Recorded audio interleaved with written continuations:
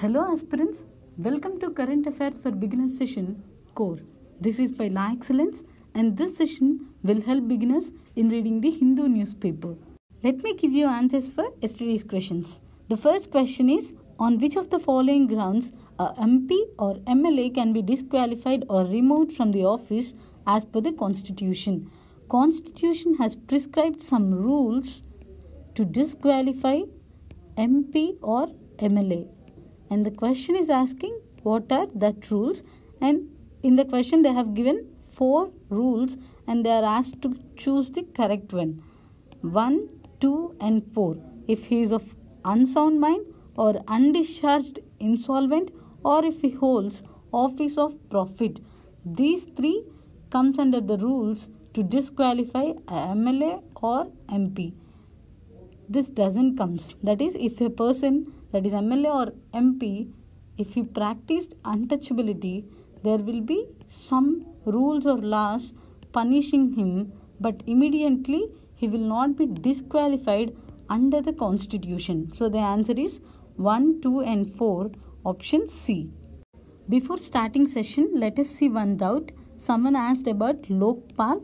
I have said about Lokayukta in detail in 25:10 core video, and now I am saying about Lokpal. Firstly, you have to see who or which commission have recommended this Lokpal and whether the similar type of mechanisms is there in any other countries. And you have to see what is a Lokpal and what are the functions of Lokpal. Firstly, which commission have recommended this Lokpal?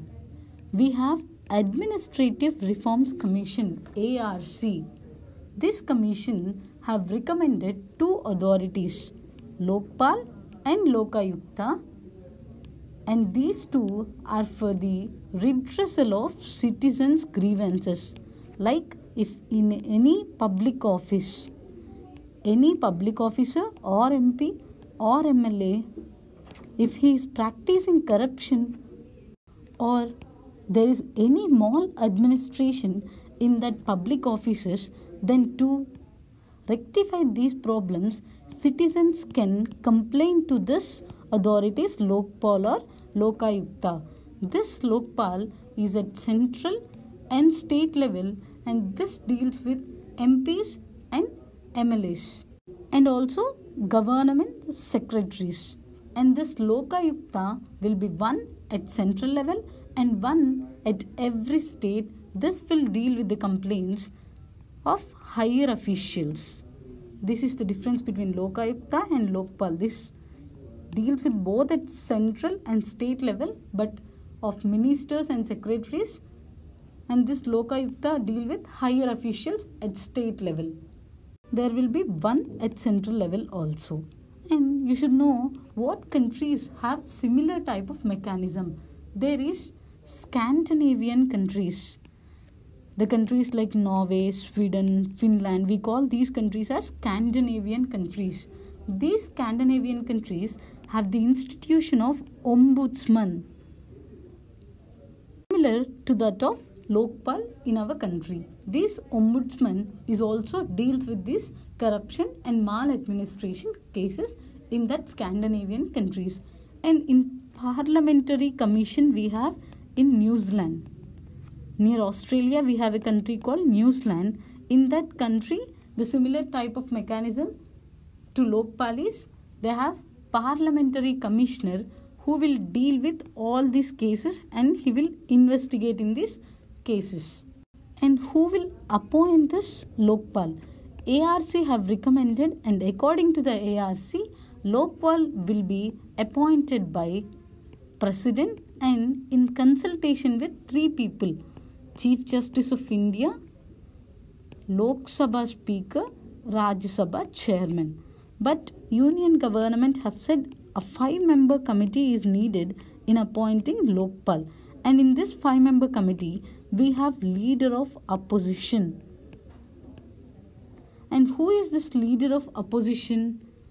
We will be having ruling party and opposition party. Ruling party means the party got 50% of the votes or majority of the votes. The opposition party means if any party got 10% of the total votes, we call that as opposition party. And now the problem is no party got 10% of total votes. So in India, this Lokpal appointment has got delayed. But Supreme Court, what it is saying is, after the ruling party, there will be one party. Take this as an opposition party and take this leader and make him in the selection committee such that the Lokpal appointment process will not be delayed and the Lokpal will be appointed for redressing the citizens' grievances. This is about Lokpal. The first article is about Chandrayaan-2. This topic comes under GS paper 3, Science and Technology. We have to see what is this Chandrayaan-2, the main objective of it, and what are the devices it consists of, and through which launch vehicle this Chandrayaan-2 is taken to orbit. We have to see all these. Firstly, the objective of Chandrayaan is to study the moon. And this is the second mission to moon after Chandrayaan-1. And thus Chandrayaan-2 is indigenously built. That is totally built in India. And this Chandrayaan-2 is taken through GSLV F-10 launch vehicle. Any satellite or any rovers will be taken through a launch vehicle. That is, we'll be having launch vehicle. In this, we will take a satellite and this satellite will be placed in a orbit. That is, if this is Earth, there will be a imaginary orbit and this satellite will move around this orbit, giving the information about, if suppose it is a Earth, this will give information about Earth. Now this satellite or this Chandrayaan will go and orbit the moon. So this launch vehicle will place this Chandrayaan up to this orbit. We'll call that as orbiter. This orbiter, after reaching this 100 kilometers of lunar orbit, this will be separated from the lander. We'll be having orbiter. In this orbiter, we'll be having a lander. In this lander, we'll be having a rover. Orbiter will reach up to the orbit of the moon. And it will leave the lander containing the rover here. And this lander will take the rover on the moon surface and will leave the rover here. And this rover will study the surface of the moon. It will also study the topography of the moon, whether there are any minerals or any water facility in that, or whether there is any elements in that, whether this atmosphere is sustainable for living, whether there is any hydrogen, nitrogen like gases. All this will be studied by this rover. This is about Chandrayaan-2. The next article is about Amnesty India. This topic we can read under GS paper 2, Social Justice. This Amnesty India is an international organization and we call that as Amnesty International. And this Amnesty India is a part of this Amnesty International. And what is this organization? What this organization deals with is, this organization is a non-profit organization and this deals with human rights. Whether there is any cases of human rights, then this organization will give support to that particular problem. But what is the article here is, this government nowadays, this is restricting funds on NGOs and civil societies. This Amnesty International have commented that government is assaulting the civil societies in the country. And you can also see here Foreign Contribution Regulation Act. Through this Foreign Contribution Regulation Act, government is regulating foreign contributions from entering India. That is to giving this NGOs and civil societies. There are many foreign funds who will donate to this NGOs and civil societies. What government is saying is, on this name of foreign contributions to this NGOs and civil societies, in this NGOs and civil societies, there are many criminal activities starting. So we are regulating this foreign contribution and we are stopping or barring some NGOs getting these foreign funds. The next article is touching base. In this article, you have to see what is this Asia-Africa Growth Corridor. Here you can see two projects. One is China's Belt and Road project and second one is Asia-Africa Growth Corridor. This topic comes under GS paper 2, International Relations. Firstly, what is this China's Belt and Road Initiative? To connect China to the West Asia and to Europe, China have started an infrastructural project. One through road, that is through Silk Road, and two through maritime route they have started. This is One Belt, One Road initiative of China to connect Chinese provinces or Chinese region with Europe. Only for two reasons. Firstly, for trade, and secondly, for infrastructure, for building infrastructure. Similar to this One Belt, One Road initiative of China, India, along with Japan and in cooperation with African countries, have started Asian African Growth Corridor. India's support in building this growth corridors and monetary support and technology support will be given by Japan. In countering this OBOR, this Asia-Africa Growth Corridor was started. The main objective of this Asia-Africa Growth Corridor is to develop new projects in that African countries. It's to improve the infrastructure and institutions, that is like road connectivity, airport connectivities, seaport connectivities, all this to improve the infrastructure in African countries and to improve the capacity and skill of people in African countries and to develop the people-to-people contact or people-to-people partnerships in that country. 4. Firstly, develop projects. Secondly, develop infrastructure. Thirdly, develop skill in the people. Fourthly, to develop cultural relationships between the countries.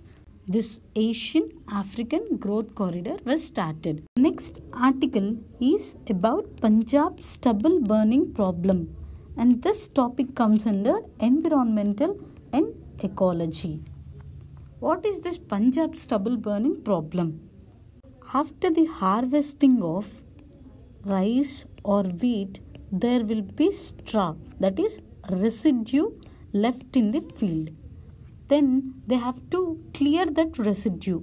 Instead of getting harvesting machines, the cheapest and fastest method is burning that residue, and we call that burning of the residue as stubble burning.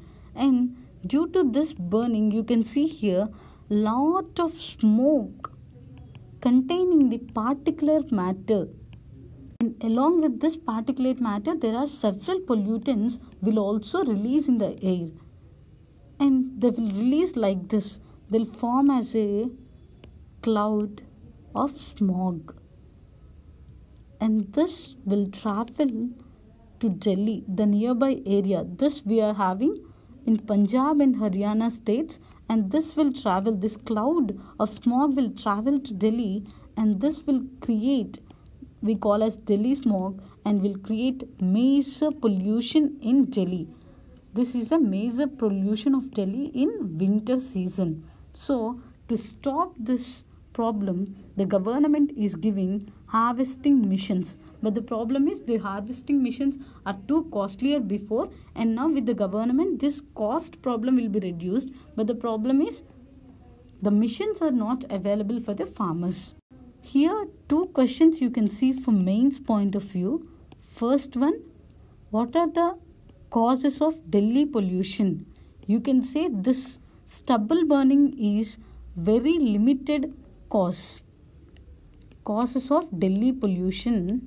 You can say stubble burning. Along with that, there are many causes like coal burning or vehicular pollution or construction activities or pollution from industries. So we can write a mains question from this Delhi pollution concept. That is, what are the causes of Delhi pollution in the country and what are the government measures to control this problem.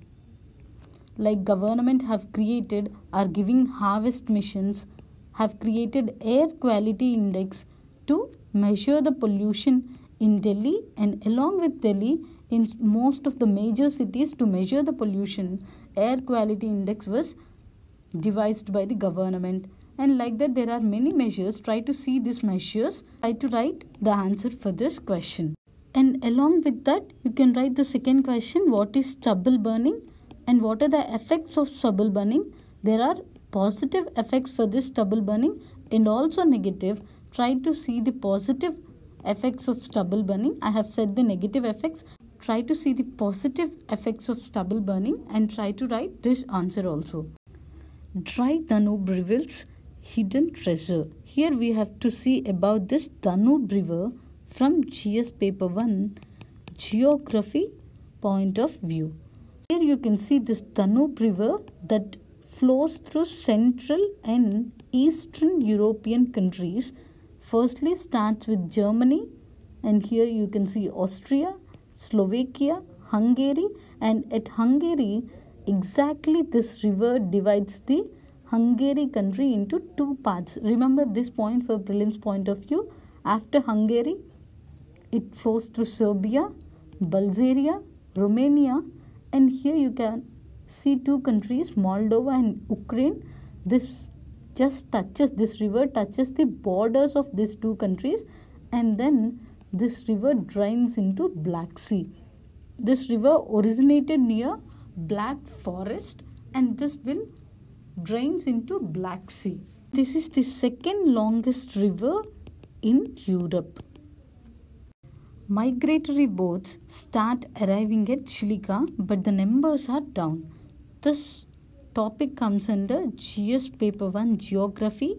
We can see the location of Chilika Lake, and we can see from GS paper 3 environmental and ecology point of view what are the birds or species specially are there in this Chilika Lake site.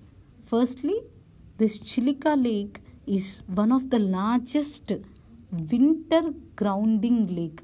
What is this winter grounding lake? Several species of birds migrate from other countries like Central Asia or from Africa. So many species like from Caspian Sea, Baikal Lake or from Aral Sea. From these seas, so many birds will migrate to this Chilika Lake. So we call this as largest wintering grounds in Asia. And this Chilika Lake, what is the importance of this Chilika Lake? This lake is home to a number of threatened species. We have, according to IUCN, International Union of Conservation of Nature, they have divided species into rare species, threatened species, vulnerable, least concerned, endangered, based on the threat to that species. If that species is well and good, they can say least concern we have, or we can keep very less concern on that species. If that is rare species, means if that bird or species is found in very small area or in very small portions of the world, then we can say it is a rare species. Similarly, threatened vulnerable, endangered based on the conservation. That is, if the number of species are very low, then we'll be saying that species is threatened or vulnerable or endangered or is about to extinct. Like that, there are many threatened species that will come to this Chilika Lake, and there are many threatened species already in this Chilika Lake. For example, we have Irrawaddy dolphins. This is a endangered species of dolphins.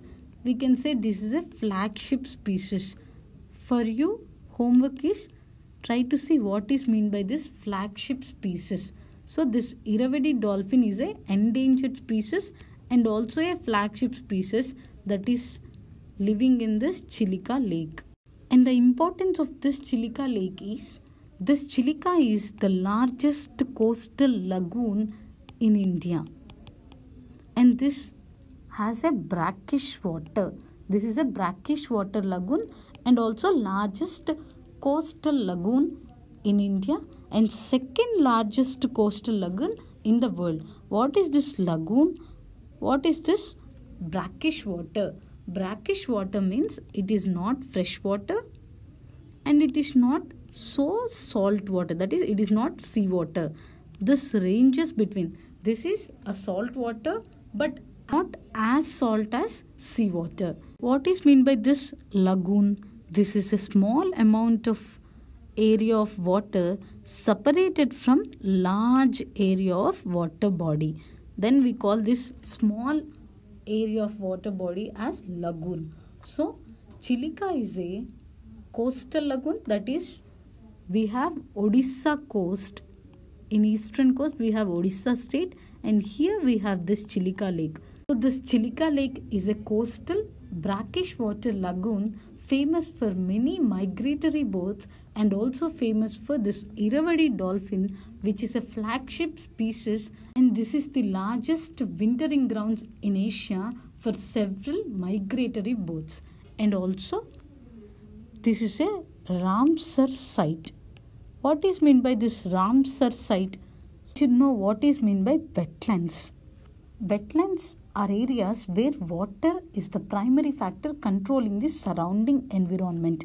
If this is a place consisting of buildings, schools or government offices or several apartments, then if this is the water body, like it might be a lake or a river or a small pond, we call this as a wetland. So wetland might be a lake or river or pond, but this lake will influence the surrounding environment. In Ramsar Convention we have, according to this Ramsar Convention, this has given a long definition of wetlands. Wetlands are areas of marsh, fen, peatland of water. Means we can say Burada Nelalu also comes under this wetlands. And thus wetlands can be natural or artificial. Artificial lakes or natural lakes, rivers can come under this wetlands. This wetlands can be temporary or permanent. That is, they can dry off, or they can be permanent rivers, also come under this wetlands category. And the water in this wetland can be static or flowing. For example, flowing means rivers can come under this wetland. Statics means lakes come under this wetland. And also fresh water we can say wetland. Brackish water lakes also we can set as a wetland. And salt water lakes also can be considered as a wetland. This is about Ramsar Convention on the definition of a wetland. And what is this Ramsar Convention mainly deals with this? Whether there is any wetland of international importance. Then this Ramsar Convention will list all that wetlands, and all these wetlands are recognized as Ramsar sites. And many conservation efforts are taken on this wetlands. In this wetlands only, if there is any wetland atmosphere or climate is changing, or the wetland is getting polluted, or due to technological developments this wetlands are sinking, then we have a Montreux record. Under this record, that wetland is placed and there will be several or more conservation efforts are taken on that particular wetland. And this Chilika Lake is also a before is there in this Montreux record, but after several conservation efforts, now this is deleted from this Montreux record. And try to answer these questions. Thank you.